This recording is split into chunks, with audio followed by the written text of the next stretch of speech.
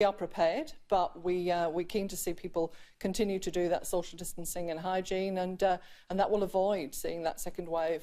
So how are you prepared? In the future?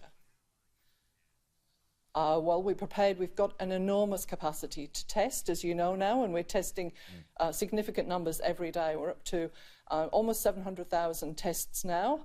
We've got the ability to find cases very quickly with an enormously expanded workforce, and of course our hospital system has been expanded and is prepared. Should we see a second wave, we are prepared, but it's not something we want to see, and we will avoid it if at all possible. But is there a level of complacency that's creeping in? I mean, I've noticed by being out and about, by just walking around a shopping centre to pick up some groceries, that there's, you know, a lot of people that are cramming into them, and that's just one example. Other people are seeing other examples. Is there a level of complacency that you've been able to identify? I think we are seeing some people returning to habits, former habits. So it's really important that we're all out there doing the right thing. You know, those things like go to the supermarket, use a trolley. It helps you do that social distancing. You know, go to the shopping centre if you need to, but make sure you're thinking about what's around you and who's around you, and we'll all keep each other safe that way. I think that's what we need to be thinking about, how we keep each other safe. For a worst case scenario, I mean, when it comes to beds, for example, at the moment, are there enough? Oh, well, yes, there's enough. We have done huge amounts of work to expand our hospital system, particularly because of what we've seen overseas with the demand on intensive care requirements. So we have, as you know, trained additional nurses to be ready if we need to call on them, and an enormous amount of additional equipment out there. So we're prepared.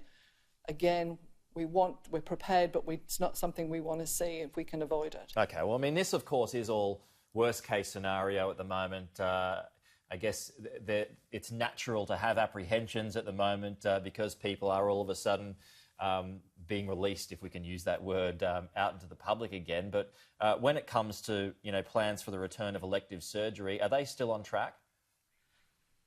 They are on track. So we have seen a return of elective surgery that was announced some weeks ago, and we're monitoring very closely how that's going. Obviously, we wanted to not see we want to maintain our hospital capacity, watch how much of that precious PPE equipment we're using, but that's going fine, and we are seeing people getting the urgent surgery that they require across the country. And PPE... And that will continue, and we'll monitor. Sorry to interrupt you. You brought up PPE there. There is enough of all of that as well?